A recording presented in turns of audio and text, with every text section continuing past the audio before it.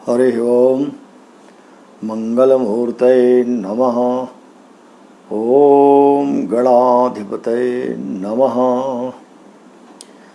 यत्पादपङ्कजध्वानैः श्रुतयः श्रुतिमागताः स्पन्दमाना हृदिदेशे ध्याये ब्रह्ममयं गुरुम्। संस्कृतं भारतम आमुख पटल पर आज पुनः आप सभी विद्वज्जनों का, समस्त सुधी श्रोता बंधुओं का एवं समस्त ज्योतिष जिज्ञासुओं का, ज्योतिषानुरागियों का तथा समस्त विद्यार्थी जनों का आज पुनः एक बार स्वागत है। कल हम लोग अनिष्टाध्याय जो बृहज्जातकम का 23वां अध्याय है, इस पर चर्चा प्रारंभ हो चुकी है। एक श्लोक पूर्ण भी हो गया था। कल दो जिज्ञासा किया है आचार्य सहस्राम त्रिपाठी जी ने। उन्होंने तो एक बात कही कि जो प्रकीर्णाध्याय में कहा गया कि केंद्रगत जो ग्रह हों, उच्च के हों या स्वग्रही हों अथवा मूल त्रिकोण के, तो केंद्रगत भावों के अतिरिक्त क्या अन्य स्थलों में ग्रह परस्पर अगर केंद्र में हो जाएं तो क्या वो भी परस्पर कारक होंगे या नहीं हो पाएंगे। तो जो द्वितीय श्लोक कहा गया था उसमें तो लग्नगत कह दिया है। इससे अर्थ लगता है कि लग्न में ही अगर ग्रह स्थित हों तो लग्नस्थ ग्रहों से जो द्वितीय हो या लग्नस्थ ग्रहों से जो दशम में हो अथवा परस्पर केंद्र में हो, उनके लिए ही माना जाए। लेकिन तीसरे श्लोक में जब वो कह रहे हैं आचार्य, तो वहाँ ये बात कह दिया कि अगर कोई भी ग्रह अपने उच्च का है, मूल त्रिकोण का है या स्वग्रही है और चतुर्थ दशम अम्बु और अंबर, आकाश और अम्बुज ऐसा कहा, तो इसका अर्थ है कि कोई भी ग्रह, हाँ द्वितीय श्लोक के आधार पर तो लग्नगत से ये भी अर्थ कर लिया गया कि चंद्र कुंडली से भी बना लिया जाए। तो जैसे लग्न कुंडली बनती है उसे चंद्र कुंडली, तो लग्न से भी और चंद्रमा से भी मानना चाहिए कि परस्पर केंद्रगत हों तभी ग्रह, लेकिन परस्पर केंद्रगत होते हुए भी मूल त्रिकोण उच्च या अपने राशि के हों।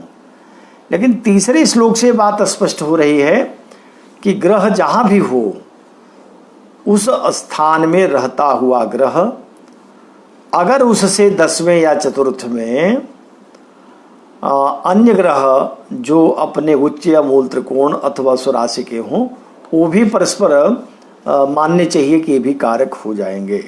ये तृतीय श्लोक से बात स्पष्ट होती है, क्योंकि जब दशम और चतुर्थ यहाँ कह रहे हैं तो इसका अभिप्राय ही एक चतुर्दशम संबंध हो, विशेष करके वो अधिमित्र हो जाएं और अपने राशि के हों, अपने मूल त्रिकोण के हों या उच्च के हों, तब वह भी परस्पर एक प्रकार से कारक होंगे।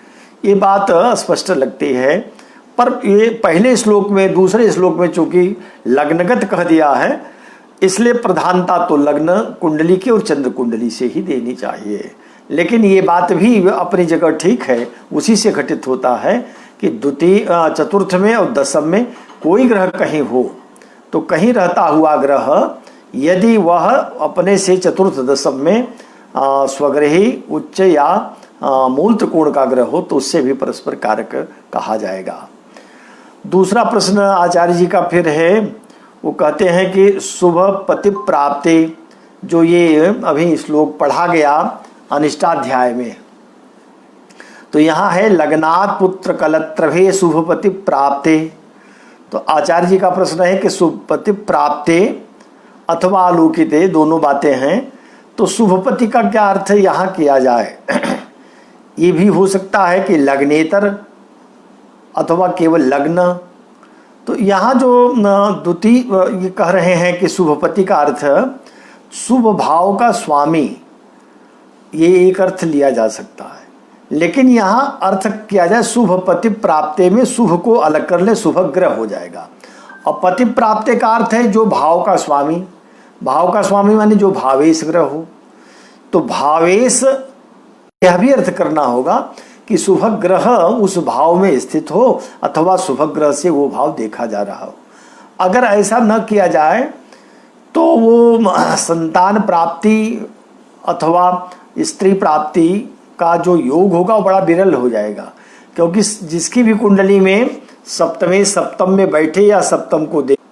हाँ जी, अभी बीच में कुछ नेट की समस्या उत्पन्न हो गई थी, तो मैं कह रहा था कि अगर ये एक सिद्धांत बने कि पंचमेश पंचम में बैठा हो या पंचम को देख रहा हो तब संतान का सुख कहा जाए, सप्तमेश सप्तम में बैठा हो या सप्तम को देख रहा हो तब स्त्री या पति सुख कहा जाए। अगर इतना ही कहा जाएगा तो क्षेत्र वो विरल, योग विरल हो जाएगा, माने बहुत कम ऐसे योग मिल पाएंगे। इसलिए शुभ ग्रह जो कहा शुभ प्राप्त है, वह भी उसका भी अर्थ यही है कि शुभ ग्रह की दृष्टि हो जाए या शुभ ग्रह से युति हो जाए। तो ये दोनों अर्थ लेने होंगे, शुभ ग्रह की युति होने पर या शुभ ग्रह की दृष्टि से भी संतान सुख और जाया सुख होता है। यही अर्थ यहाँ पहले वाले में अभीष्ट था। अस्तु, और कोई प्रश्न नहीं है। अब जो है दूसरे श्लोक से आज फिर हम लोग देखें तो दूसरा श्लोक है स्त्री मरण योग बता रहे हैं। पहले में पुत्र और स्त्री का कैसे अभाव होता है और कैसे फिर संपन्नता होगी, मृत्यु का योग भी बता दिया था, पुनः बता रहे हैं कि स्त्री मरण कैसे होता है, इस योग को बता रहे हैं। श्लोक देखें, उग्र ग्रहै सित चतुरस्र संस्थितै मध्यस्थिते भृगुतनये अथ उग्रयोः सौम्य ग्रहैर सहित सन्निरीक्षिते जाया बधो दहन निपात पासजः।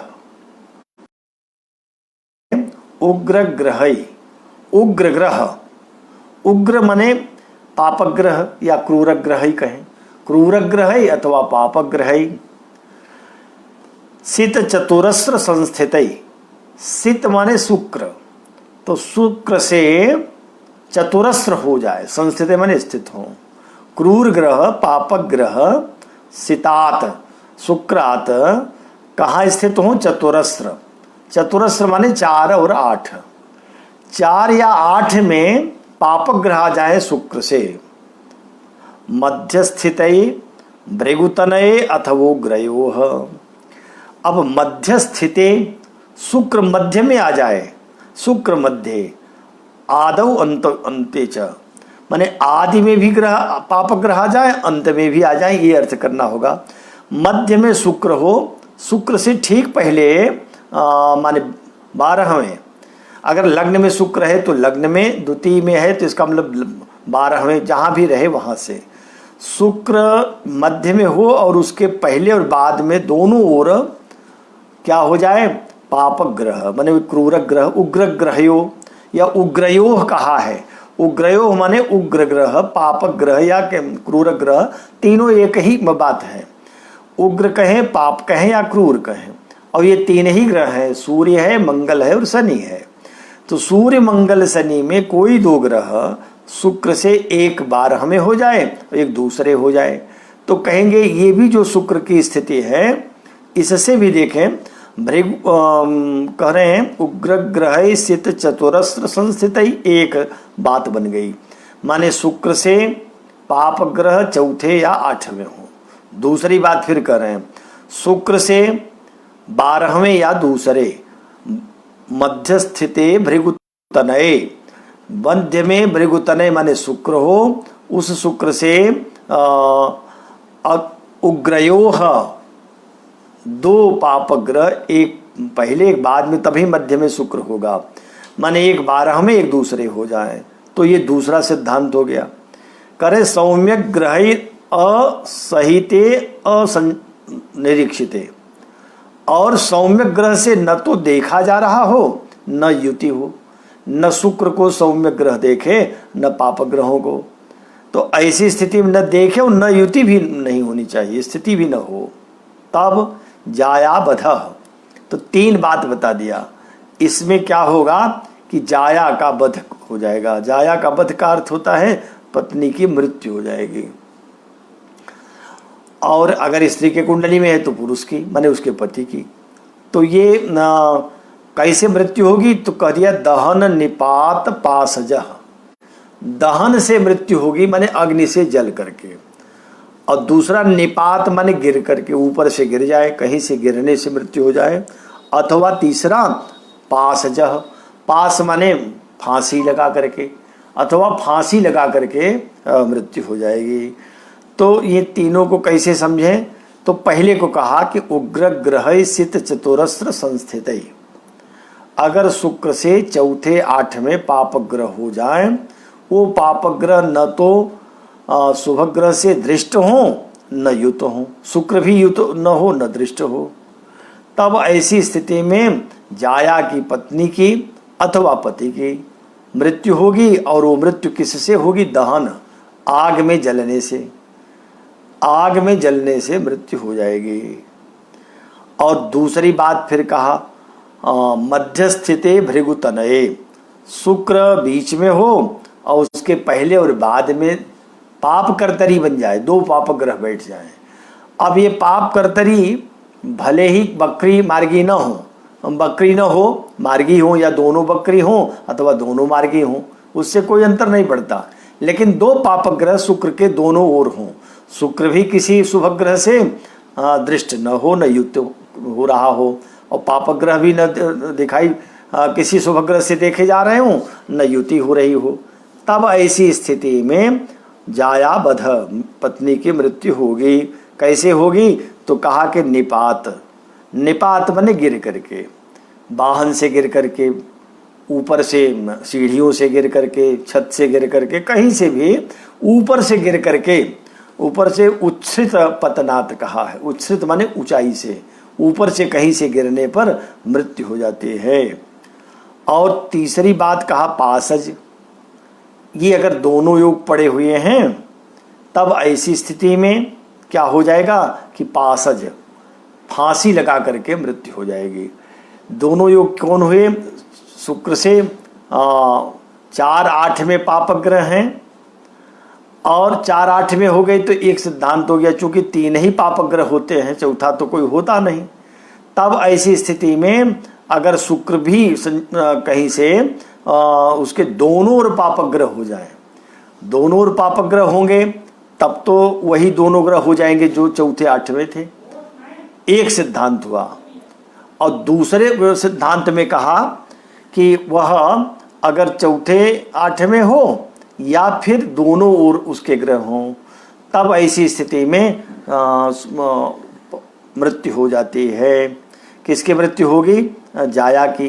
पहले में तो दहन से, आग लगने से, दूसरे में आग के न लग करके निपात से, और तीसरे में पातज, तीसरे में पासज, पासज माने फांसी लगा करके।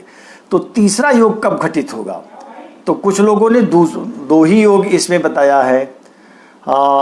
एक क्षण के लिए हम व्यवधान करेंगे क्योंकि पोस्टमैन बुला रहा है, तो मैं बस 2 मिनट 1 मिनट लूँगा। क्या है जी, काहे चिल्ला रहे हो? अरे उधर से चले जाएगा, दो हम ऑनलाइन क्लास ले वहां से स्टार्ट होगा। हां चिंता सकता हूं।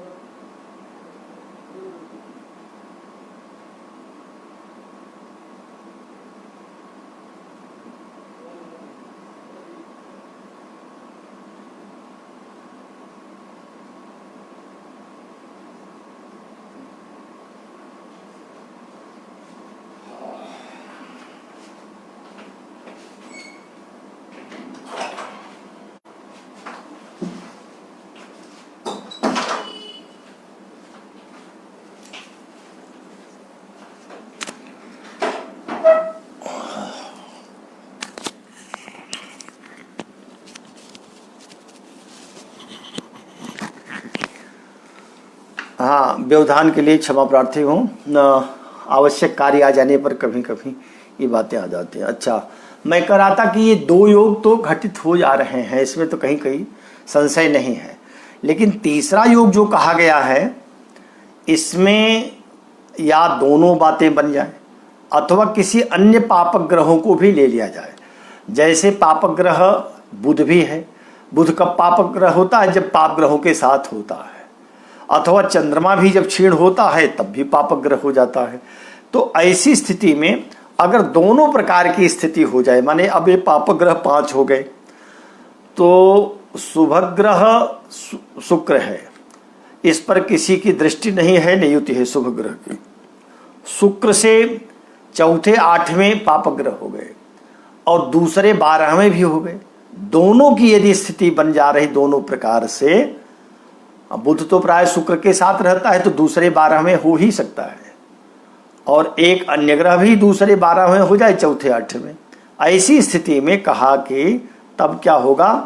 तब पासज माने फांसी लगा करके स्त्री मृत्यु को प्राप्त हो जाती है। दूसरे श्लोक का अर्थ एक बार और देख ले, फिर तीसरे में चलते हैं। उग्र ग्रह क्रूर ग्रह सित शुक्र से चतुरस्र संस्थित, चतुरस्र माने 4 8 में कहीं बैठ गए हों। शुक्र से चौथे या 8वें पापक ग्रह बैठे हों, 4 चौथे भी 8वें भी दोनों। और तो ऐसी स्थिति में हाँ, शुक्र को या उन पापक ग्रहों को शुभ ग्रह न देखें। शुक्र स्वयं में शुभ ग्रह है, बाकी बृहस्पति शुभ ग्रह में है और बुध चंद्रमा है, तो इनकी स्थिति तो कंडीशन है इनके साथ। शुक्र तब चंद्रमा तो तब तक शुभ ग्रह है जब तक क्षीण न हो जाए। अधम बलि होता है तो क्षीण स्थिति में होती तो भी पाप हो जाता। क्षीणेन्द्वर्क मही सुतार्क तनया पापा बुध स्तेर्युत, और बुध जो है ये पाप ग्रह के साथ पाप हो जाता है। तब ऐसी स्थिति में अगर शुभ ग्रह माने बृहस्पति से दृष्ट न शुक्र हो न पापक ग्रह हो, और 4 8 में पापक ग्रह हो, किससे? शुक्र से, लग्न से नहीं, शुक्र से। तब ऐसी स्थिति में जाया बध माने अगर स्त्री की कुंडली है तो पति, और यदि पुरुष की है तो स्त्री का बध होगा। बध कैसे होगा? बध माने मृत्यु हो जाएगी।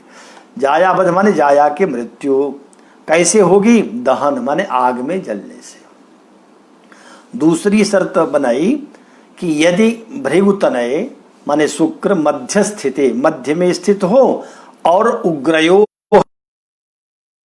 उसके दोनों ओर उग्र ग्रह हो, पापक ग्रह मन दूसरे 12वें पापक ग्रह हो जाए, शुक्र जहां भी स्थित हो, तब ऐसी स्थिति में जायाबद्ध होता है पत्नी की मृत्यु। वो कैसे होगी? निपात माने ऊपरी स्थान से कहीं ऊपर से गिरने से मृत्यु हो जाती है। और तीसरी बात भी कही, पासज भी मृत्यु होती है, माने फांसी लगा करके भी स्त्री की मृत्यु या पति की मृत्यु। तो ये कैसे होगा? तो इसके लिए ऊपर के दोनों शर्त हैं कि शुक्र से पापक ग्रह चौथे 8वें भी हो, और दूसरा है कि शुक्र से दूसरे 12वें भी पापक ग्रह हो जाए, और शुभ ग्रह माने बृहस्पति की दृष्टि शुक्र पर न हो, पापक ग्रहों पर न हो। तो ऐसी स्थिति में पासज माने फांसी लगाने से मृत्यु होगी। टीकाकारों ने तीसरे वाले को, पासज को कहा कि चूंकि गर्ग ने बात नहीं कही है, उन्होंने 2 को ही कहा है, तो यहाँ 2 ही योग लेने चाहिए, लेकिन ये तीसरा योग इसी ढंग से घटित होगा। और यदि तीसरा कोई और योग निकाला जाए तो इसके लिए कोई आचार्य ने बात नहीं कही। सौम्य ग्रह असहित संनिरीक्षिते, इससे और अन्य टीकाकारों ने कहा कि यहाँ शुभ ग्रह के द्वारा न तो शुभ ग्रह से युति शुक्र की हो और न वो देखें, तब ऐसी स्थिति में पासज हो जाएगा। तो यह तो बहुत सामान्य बात हो गई, क्योंकि ऐसी स्थिति तो प्रायः कुंडलियों में मिल जाएगी। इसलिए यह जो टीका की गई ये बहुत सटीक टीका नहीं है कि तीसरा माने पासज मृत्यु के लिए इतना ही कह दिया कि शुक्र ग्रह किसी शुभ ग्रह से न देखा जाए न युति करे, तब पासज योग होगा। यह अर्थ नहीं है ये जो सौम्यक ग्रह ही है, ये तीनों कंडीशन में इनकी स्थिति बनी रहेगी। माने जो तीन शर्त रखी गई हैं, दहन, निपात और पासज, और तीनों के जो तीन योग हैं, इन तीनों में शुभ ग्रह की न युति हो न दृष्टि हो वो शुभ ग्रह बृहस्पति ही है, तब ऐसी स्थिति में स्त्री मरण योग हो जाता है। अब आए तीसरे श्लोक में। तीसरा है लग्नात् व्ययारि गतयो शशितिग्म रश्म्योः पत्न्या सहैक नयनस्य वदन्ति जन्म द्यूनस्थयोर्नवम पंचम संस्थयोर्वा शुक्रार्कयोर्विकलदार मुसन्ति जातम। अर्थ होगा लग्नात् व्ययारि गतयोः, लग्नात् द्वयारि, लग्न से माने जिस जातक का जहां भी लग्न हो उस लग्न से शशि तिमिर रश्मयोः माने चंद्रमा और सूर्य ये कहाँ आ जाएं, तो कहा कि लग्नात् व्ययारि, व्यय में अथवा अरि माने छठे, व्यय माने 12वें और छठे सूर्य और चंद्रमा आ जाए। कौन किस में जाए, छठे में कौन रहे, 12वें में कौन रहे, का इसके लिए कुछ भी शर्त नहीं है। कोई ग्रह छठे हो जाए और कोई ग्रह 12वें, माने सूर्य चाहे 12वें हो अथवा छठे, चंद्रमा चाहे छठे हो या 12वें, माने एक ग्रह छठे में हो और एक 12वें में हो। कहाँ से, लग्न से। लग्नाद व्ययारि गतयोः, लग्न से व्यय माने शत्रु स्थान में, छठे स्थान में। शशि तिग्म रश्मयो, शशि और तिग्म माने सूर्य, चंद्रमा और सूर्य स्थित हो जाए तो पत्नियां सहैक नयनस्य वदन्ति जन्म। अब इसमें जिस जातक का जन्म होगा वो पत्नियां सह जन्म होगा, तब तो पत्नी के साथ नहीं रहेगा, लेकिन जब विवाह होगा तब की बात होगी। तो जन्म से क्या उसको होगा, एक नयनस्य, एक ही नयन होगा। एक नयन होगा माने नेत्र रहेंगे दो पर काम एक ही करेगा। एक नयनस्य वदन्ति जन्म, जन्म बताते हैं। पत्न्या सह माने विवाह होने पर उसकी पत्नी भी एक आंख वाली रहेगी, ये अर्थ होगा। अर्थ है लग्न से व्यय स्थान में और छठे स्थान में अगर सूर्य चंद्रमा हो, कोई कहीं हो, इस स्थिति में एक नेत्र वाला जन्म लेता है, ऐसा जातक जिसको एक नेत्र ही काम करता है, और उसकी पत्नी विवाह होने पर पत्नी भी एक नेत्र वाली ही रहती है, माने काण योग बन गया होगी, ये अर्थ हो जाएगा। लग्नाद् व्ययारि गतयो शशितिग्म रश्मयो पत्न्या सहैक नयनस्य वदन्ति जन्म। फिर कहा द्यूनस्थयोर नवम पंचम संस्थयोर्वा। द्यून माने होता है सप्तम स्थान, सप्तम स्थान में और नौवें तथा, यहाँ जो वाह है ये अथवा नहीं है, ये और के अर्थ में, च अर्थ में है। तो सप्तम में नवम में शुक्रार कयोर विकल दार मुसंति जातम। शुक्रार कयोह, शुक्र और अर्क माने सूर्य, शुक्र और सूर्य हो द्यून स्थान में, नवम स्थान में या पंचम स्थान में। मुसंति जातम, जो जातक है वह विकलदार होता है। विकलदार हीनांगी भार्या होती है, उसकी पत्नी किसी न किसी एक अंग से हीन होगी। शुक्रार कयोर विकलदार मुसंति। अब विकलदार का एकाध टीकाकार ने अर्थ किया, दार से विकल रहता है अर्थात विवाह में बाधा होती है, यह भी एक अर्थ लिया जा सकता है। लेकिन विकलदार का जो भट्टोत्पल टीका करते हैं उनके अनुसार हीनांगी भार्या भवते, माने द्यून स्थान सप्तम में अथवा नवम पंचम में स्थित हो। कौन, शुक्रार कयोह, शुक्र और अर्क सूर्य, सूर्य शुक्र के साथ अगर स्थित होता है तो शुक्र प्रायः अस्त हो जाता है।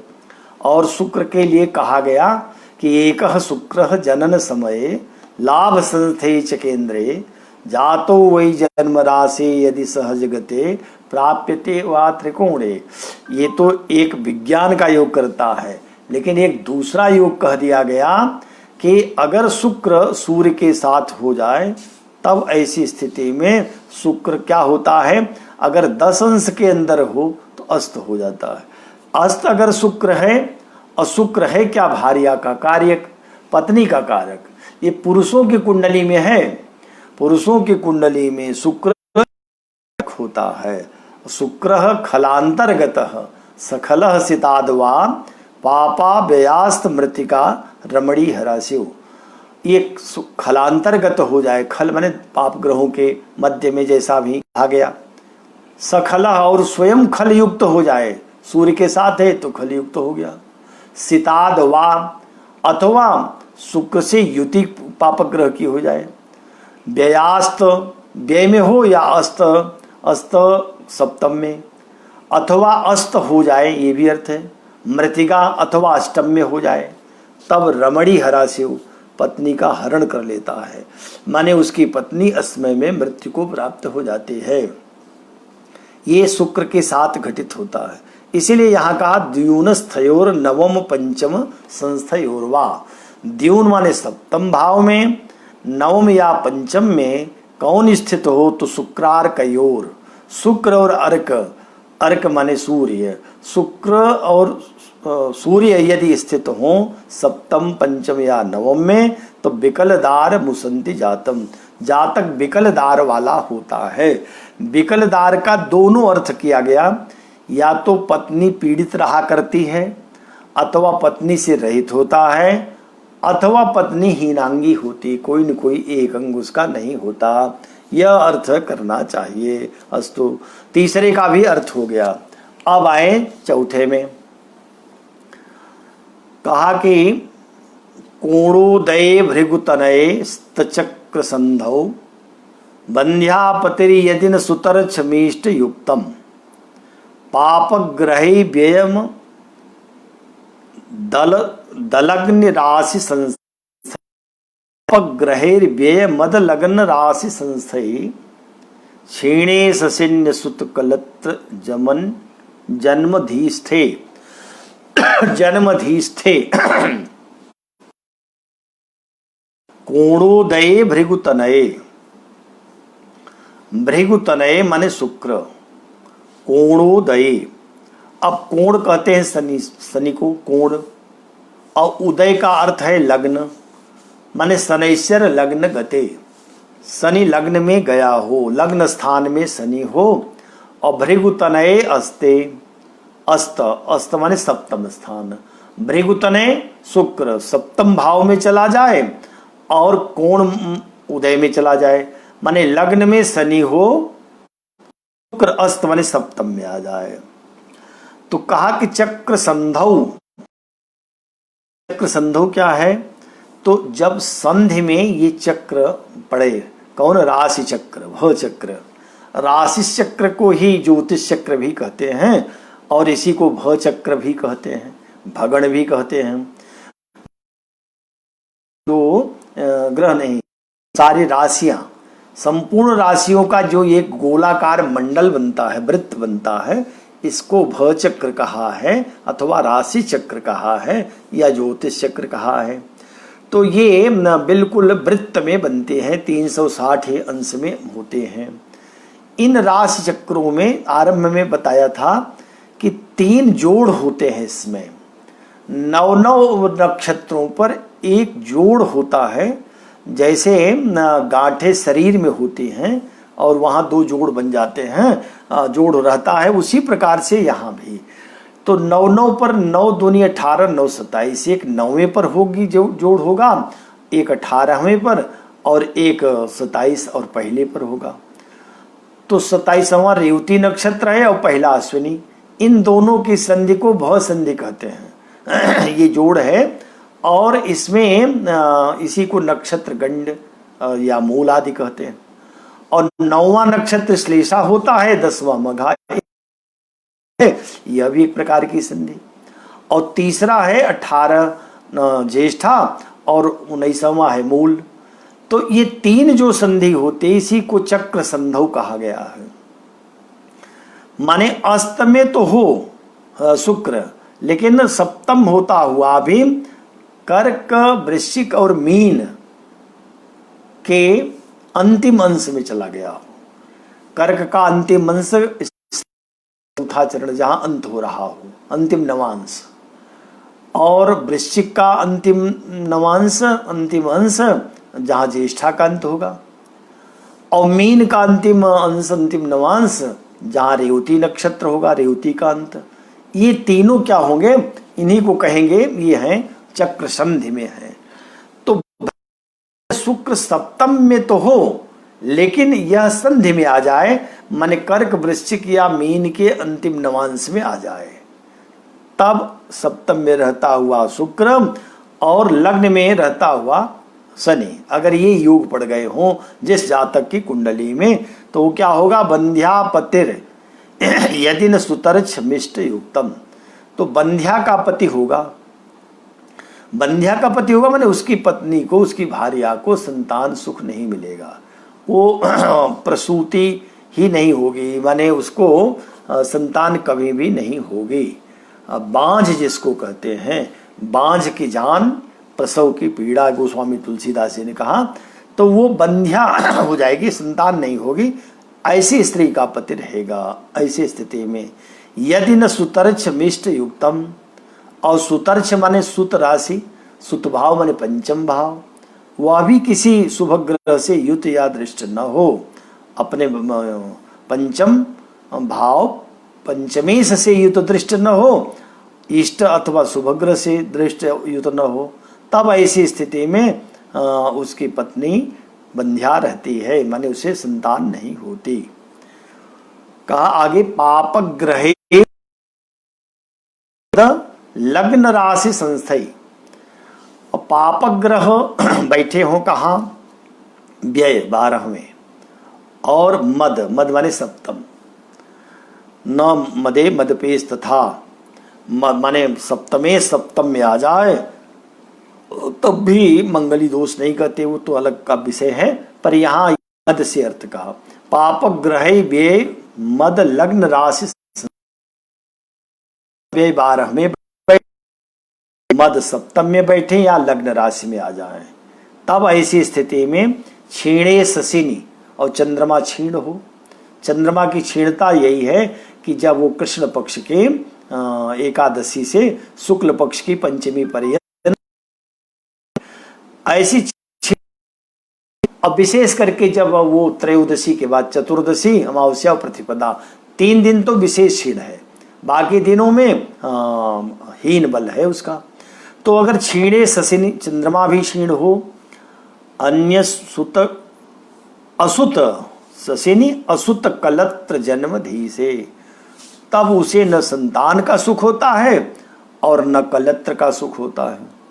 धी जन्म धी स्थे, जन्म माने लग्न से, धी माने पंचम स्थान में, तो लग्न से पंचम में यदि क्षीण चंद्रमा आ जाए और पापग्रह व्यय में हो, लग्न में हो या सप्तम में हो, तब ऐसी स्थिति में असुत अकलत्र, न तो पुत्र होता है और न पत्नी होती है। ये योग कहा। अब इसमें एक प्रश्न जरूर बनता है, वो प्रश्न ये बनता है कि जब कलत्र कह ही दिया कि पत्नी का सुख नहीं होगा, तो जब पत्नी का सुख नहीं होता तो पुत्र अपने आप नहीं होगा, तब कह देंगे कि पुत्र भी नहीं होगा। लेकिन जब इतना क्यों बढ़ा कर कह रहे हैं, पत्नी नहीं होगी, पत्नी का सुख नहीं मिले, कह देना ही पर्याप्त था। ये तो कम से कम में अपनी बात कह देने से भी अर्थबोध तो हो ही जाएगा। जैसे वैयाकरण लोग आधी मात्रा का भी लाघव कर लेते हैं, आधी मात्रा भी कहीं कम करना पड़े, लिखना पड़े, तो इतने खुश होते हैं जैसे अपने पुत्र के उत्सव में लोग खुश होते हैं। अर्धमात्रा लाघवे न पुत्रोत्सवम मन्यन्ते वैयाकरणाः, ये प्रसिद्ध वचन है, प्रसिद्ध वाक्य है वैयाकरणों के लिए। वैयाकरण लोग अर्धमात्रा लाघवे न, आधी मात्रा के लाघव से, लाघव का अर्थ है माने कम लिखना पड़ा, उतनी जल्दी में हो गया तो होते हैं, मानो अपने पुत्र का जन्म हुआ हो या पुत्र का विवाह हो रहा हो, वो भी पुत्रोत्सव है, या पुत्र का कोई मांगलिक उत्सव कर रहे हो तो बड़े प्रसन्न होते हैं।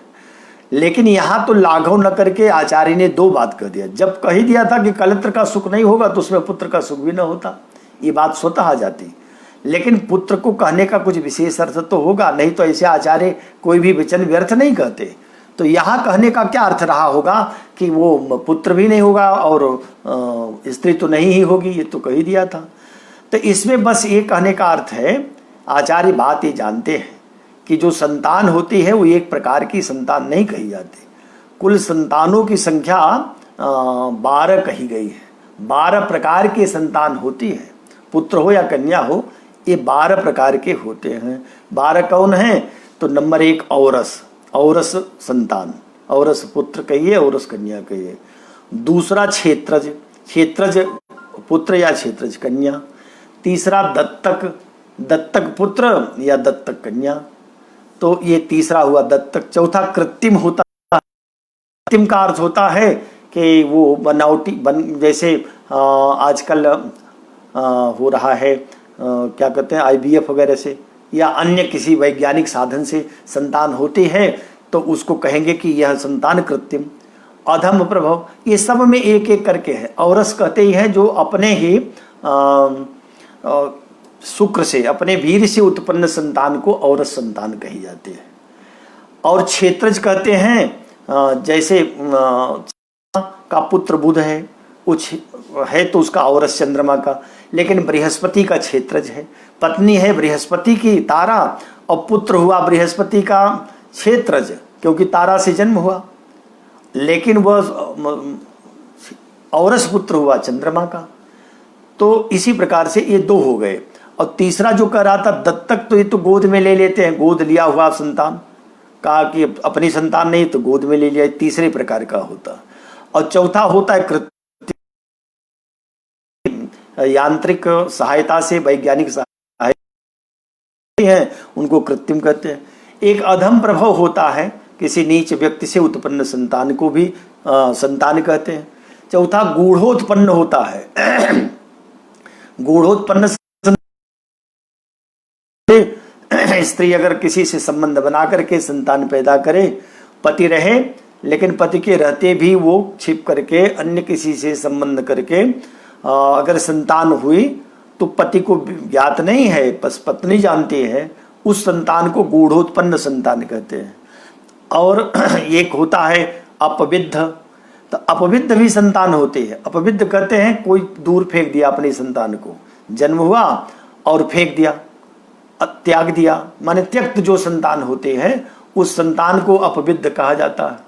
जैसे कर्ण का जन्म हुआ कुंती से, कुंती ने त्याग दिया, अब उसको जो उसके माता पिता राधे जन्म राधा पालन किया है सारथी ने, तो उसको कहा कि ये इसका संतान है, पर कैसी संतान है, तो कहा ये अपविद्ध संतान है। तो जब त्याग दिया जाता है, त्यक्त हो जाती है संतान, कोई दूसरा उसको पालता है तो उसको अपविद्ध कहता है। और एक पौनर्भव संतान होती है।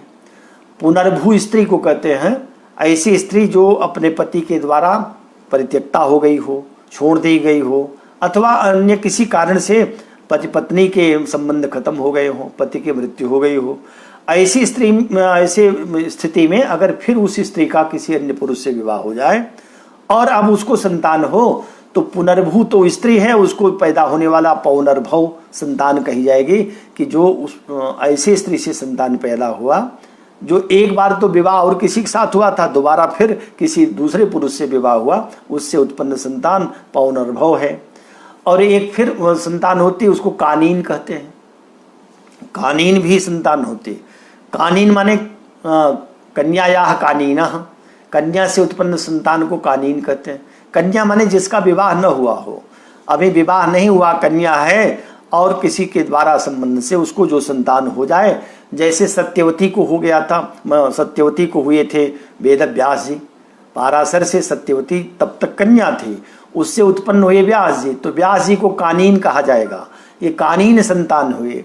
तो एक संतान ये भी होती कानीन। और एक होती सहोड, सहोड संतान कहते हैं, माने चुरा करके ले आया। जैसे कभी कभी अस्पतालों से कुछ लोग चुरा करके भाग जाते, तो चुराई हुई जो संतान होती है चुरा करके भी ले गए, किसी को दे दिया जिसको संतान नहीं है, उसने पालन पोषण किया, तो कहा कि ये सहोड संतान है, सहोड। और इसके बाद एक कृतक होता, कृतक संतान माने जो खरीद करके लाया गया, पैसा दे करके खरीद करके लाते हैं। जैसे वो ब्राह्मण काशी का, और उसको संतान नहीं थी, तो उसने राजा हरिश्चंद्र से शैब्या और रोहित को खरीद लिया, तो जो रोहित उसकी संतान हुई वो कृतक संतान है। हला वो बाद में, वो तो परीक्षा थी, लेकिन उस समय तो उसकी कृतक संतान कहे ही जाएंगे रोहित। और एक और दासी प्रभाव होता है, माने दासी नौकरानी आदि से जो संतान पैदा हो जाते हैं उसको भी दासी संतान कहते हैं। जैसे विदुर जी थे, विदुर जी तो दासी के ही पुत्र कहे जाते हैं। तो इस प्रकार से 12 हो गए। 12 कौन कौन हुए गिन लीजिए। ये एक पहला हुआ औरस, दूसरा क्षेत्रज, तीसरा दत्तक, चौथा कृत्रिम, पांचवा अधम प्रभव, छठा गूढ़ोत्पन्न, सातवां अपविद्ध, आठवां पौनर्भव, नौवां कानीन, 10वां सहोड, 11वां कृतक, 12वां दासी प्रभव। ये 12 प्रकार की संतान होते हैं। अब इसमें से एक को छोड़ दीजिए, एक माने जो औरस है, तो बाकी सारी संतानें तो ऐसे ही प्राप्त होते हैं, माने अन्य स्त्रियों के ही माध्यम से मिलते हैं। अब पता चला कि रामहेर अगर यहाँ कह देते कि वो केवल अकलत्र कह देते कि बिना पत्नी के रहेगा, तो संतान तो मिल ही सकती है, दत्तक भी मिल सकती है, या जितने बताए 12 में, 12 एक छोड़ करके 11 में कोई संतान आ सकती थी। इसलिए बरामेर जानते हैं कि अगर कहेंगे कि पत्नी रहित होगा तो संतान तो मिल सकती है। इसलिए दोनों अगर योग यहाँ घटित हो रहे हैं कि न तो संतान का सुख होगा, इन 12 में से भी संतान उसको प्राप्त होने वाली नहीं है। इसलिए यहाँ कह दिया है कि छीणे ससिन्य असुत कलत्र जन्म धीस्थे। एक बार इसको फिर से देख लें, चौथे श्लोक को। कोणोदय भृगुतनय, कोणोदय को एक हो गया, उदय माने लग्न हो, चाहे जो लग्न हो, और कोण माने शनि उसमें स्थित हो। भृगुतनय अस्त, और भृगुतनय माने शुक्र, अस्त माने सप्तम में हो, बस शर्त उसके साथ है कि सप्तम में रहता हुआ चक्र संधौ उस राशि चक्र के संधि में आ रहा हो, संधि कर्क, वृश्चिक और मीन के अंतिम नवांश में हो। और फिर कहा कि बंध्यापतिर यदि न सुतर्छ मिष्ट युक्तम। तीसरी बात, अगर सुतर्छ पंचम भाव को न तो कोई शुभ ग्रह देखे, न पंचमेश पंचम को देखे, न युत हो, ऐसी स्थिति में बंध्यापतिर, वह जातक, उसकी पत्नी बंध्या होगी, बांझ होगी, उसे संतान नहीं होगी। मदल पापक ग्रह व्ययम मद लग्न राशि संस्थई, और पापक ग्रह व्यय स्थान में, मद माने सप्तम स्थान में और लग्न राशि में स्थित हो। छीणे शशिनी, और चंद्रमा क्षीण हो। कहाँ? जन्म धीस्थे, जन्म से लग्न से, जन्म लग्न से धी माने पंचम स्थान में स्थित हो, क्षीण चंद्रमा। तब ऐसी स्थिति में न तो उसको पुत्र का सुख होगा, न पत्नी का सुख होगा। चौथे का अर्थ हो गया। अब आइए 5वें में कह रहे हैं, असित कुजयोर वर्गे अस्तस्थे सिते तदवेक्षिते परैवति गतस्तौ चेत सेन्दुस्त्रिया सह पुंसलः भृगुज ससिनोरस्ते अभार्यो नरो विसुतोऽपि वा परिणत तनु नैस्त्रौ दृष्टौ शुभै प्रमदापति। अर्थ होगा, असित, सित माने शुक्र, असित माने शनि, अकुजयो, कुज माने मंगल, शनि और मंगल का वर्गे, वर्ग हो। शनि मंगल अपने वर्ग में, और कहाँ हो? अस्तस्थे, अस्त माने सप्तम में स्थित हो। शनि और मंगल सप्तम में स्थित हो।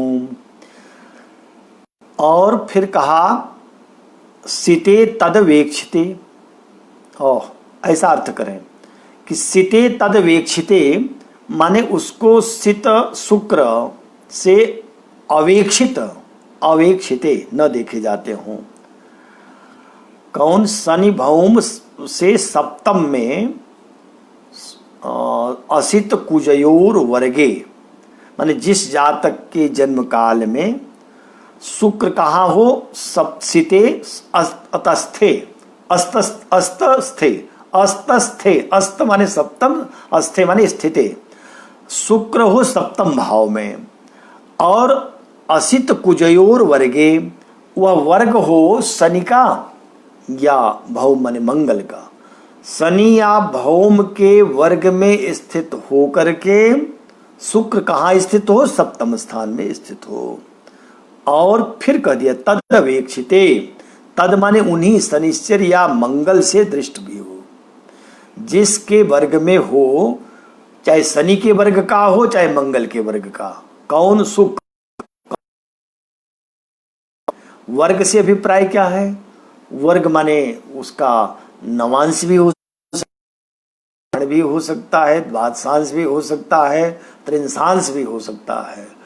तो ये वर्ग में सब आ जाते हैं। तो शनि का जो षड्वर्ग निकाला गया वही वर्ग है। तो वर्ग में किसका वर्ग हो? शनि का हो या मंगल का हो। और वो कहाँ हो? सप्तम राशि।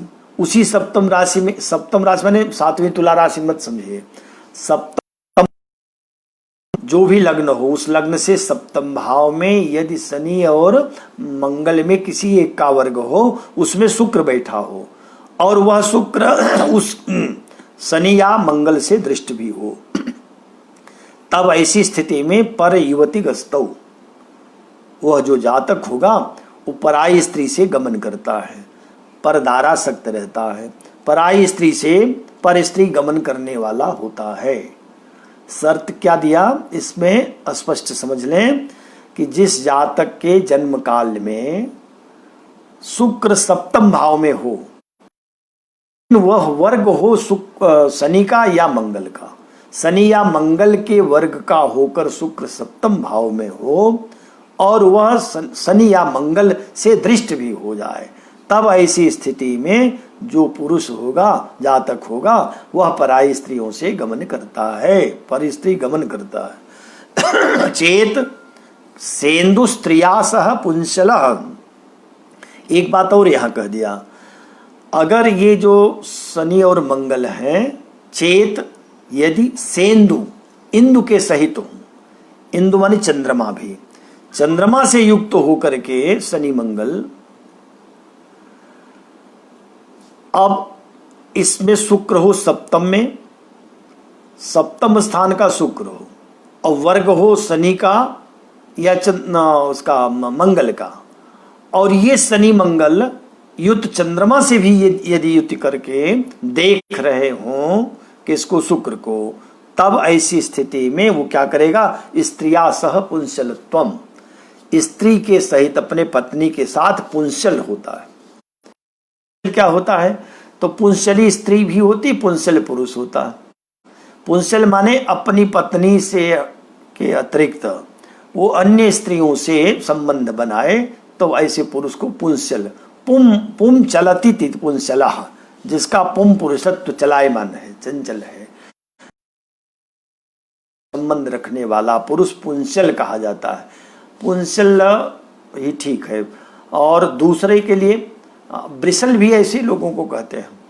और जो स्त्री है पुंसली, वो कैसे होगी?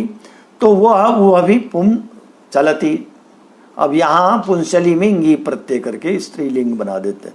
यहाँ करें स्त्रिया सह पुंसल, वह जातक अपने स्त्री के साथ पुंसल होता है, माने उसकी स्त्री भी पराई पुरुष से संबंध रखती है और वो स्वयं भी पर स्त्रियों से संबंध रखता है।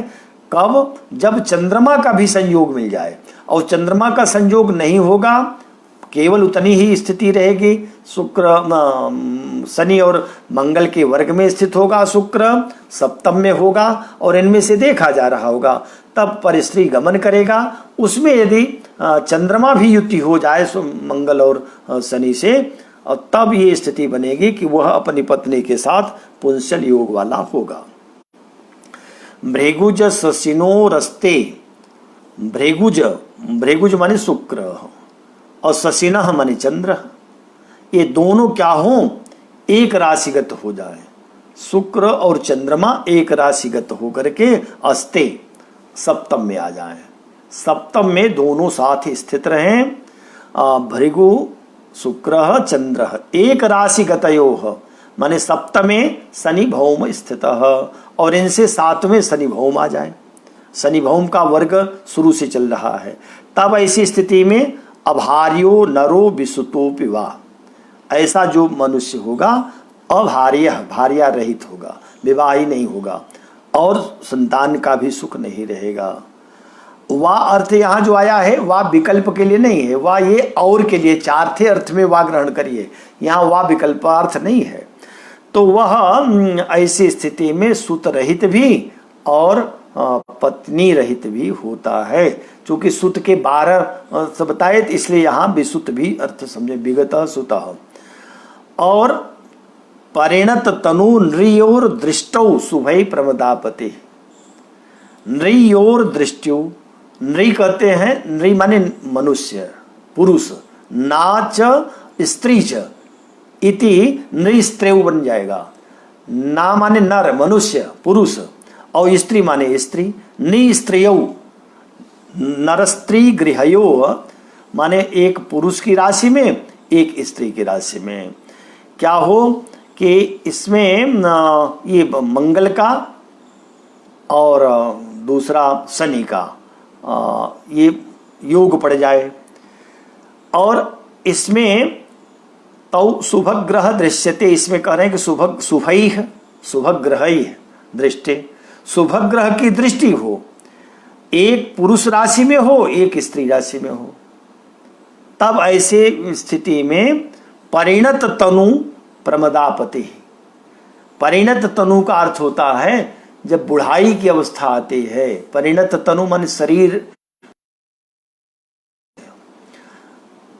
शरीर जब वृद्धावस्था को प्राप्त होते हैं, प्रौढ़ावस्था कह लीजिए, अथवा कोई कोई बूढ़े भी विवाह कर लेते, तब ये या तो वृद्धावस्था, परिणत तनु का अर्थ तो यही है, शरीर के जो 6 स्वरूप होते, 6 इसके अवस्थाएं होते हैं।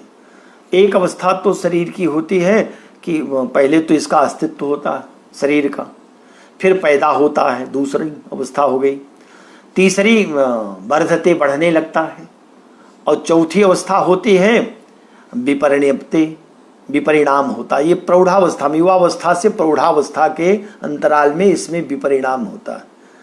और 5वां अवस्था होती अपक्षीयते, घटने लगती शरीर, और 6ठी अवस्था होती,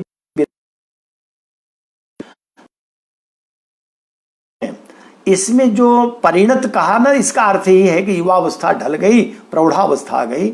ऐसी अवस्था में प्रमदापति होता है, माने किसी स्त्री से इसका विवाह हो जाता है, माने स्त्री से विवाह हुआ, विवाह हो गया, माने अभी तक बिना विवाह का था, ऐसी स्थिति में विवाह हुआ। अब पूरे का एक बार अर्थ देखें, ये पर स्त्री गमन कहा है, और पत्नी रहित या पुत्र रहित, ये सब अनिष्ट योग ही हैं। तो ये आचार्य बराहमेर अनिष्टाध्याय में कह रहे हैं ये सब अनिष्टकारक योग हैं, इसमें इष्टकारक एक भी नहीं है। एकाध अगर कहीं इष्टकारक है तो उस पर प्रसंग आएगा, चर्चा करेंगे। कह रहे हैं कि देखिए इसमें क्या होगा। 5वां श्लोक है, असित कुजयोर वर्गे। असित कुजयो सभी में जा रही है, कंडीशन सब जगह है। असित का अर्थ है शनि, कुज मंगल, मंगल और शनि का वर्ग हो, वर्ग माने षड्वर्ग में कोई वर्ग, इनका वर्ग हो, और ये कहाँ हो, सप्तम स्थान में पड़ा हो। उस सप्तम वर्ग माने इनकी राशि हो सकती है, नवांश इनका हो सकती, निवांश राशि, द्वादशांश राशि, त्रिशांश राशि, दृष्टांश राशि, कोई भी एक इनका वर्ग होगा। उस वर्ग और कहाँ हो, सप्तम में पड़ा हो, उस सप्तम में अतस्थे सिते शुक्र बैठा हुआ हो, और तद वेक्षिते से शनि से या मंगल से वो शुक्र देखा जा रहा हो। तब ऐसी स्थिति में पर युवती गतस्तो, पर युवती गामी होता है, पर स्त्री गामी ऐसा व्यक्ति होगा। तो अगर ये दोनों भी और शनि भी, सेंदु, सेंदु माने इंदु, चंद्रमा के सहित अगर हो जाए, उनसे युति कर रहे हों और शुक्र को देख रहे हों, तब स्त्रिया सह पुंसलत्वम, तब स्त्री के साथ पत्नी के साथ ही पुंसल हो जाता है। पुंसक, पुंसल माने एक प्रकार से स्त्री को तो वेश्या कहें और इसको भी कहें कि यह भ्रष्ट। और भृगुज शशिनो अस्ते, भृगुज माने शुक्र और शशि माने चंद्रमा, ये सप्तम में कहीं भी हो, किसी राशि में स्थित हो, जिस किसी राशि में, इनसे सप्तम में क्या आ जाए, शशिनो अस्ते अभार्यो नरो विसुतो पिवा, माने सप्तम स्थान में शनि और ये भृगुज, शुक्र और चंद्रमा की स्थिति हो जाए और ये पापक ग्रह से दृष्ट हो, तब अभार्य नरो विसुतो पिवा, तब अभार्या माने भार्या रहित रहित नर होता है। परिणत तनु नृ स्त्रियोर दृष्टौ, और ये नृ पुरुष राशि और स्त्री राशि में स्थित ग्रह से यदि दृष्ट हो, नहीं शुभ दृष्ट में हो और शुभ ग्रह से दृष्ट हो, तब कहा परिणत तनु प्रमदापति, जब शरीर ढलने लगेगी, शरीर वृद्धावस्था या प्रौढ़ावस्था को प्राप्त होगी, तब उस समय प्रमदापति माने इसका विवाह होगा, यह भी पत्नी वाला हो जाएगा। ये 5 श्लोक के आज अर्थ पूरे हुए। अब आगे अनिष्टाध्याय कल फिर आगे पढ़ाते हैं, क्योंकि समय पूरा हो गया। बस तो आज इतना है। सभी लोगों के प्रति मंगल कामना। सर्वे भवन्तु सुखिनः, सर्वे सन्तु निरामयाः, सर्वे भद्राणि पश्यन्तु, मा कश्चित् दुःखभाग् भवेत्। शुभं भूयात्। जयतु संस्कृतं, जयतु ज्योतिषं, जयतु भारतम्।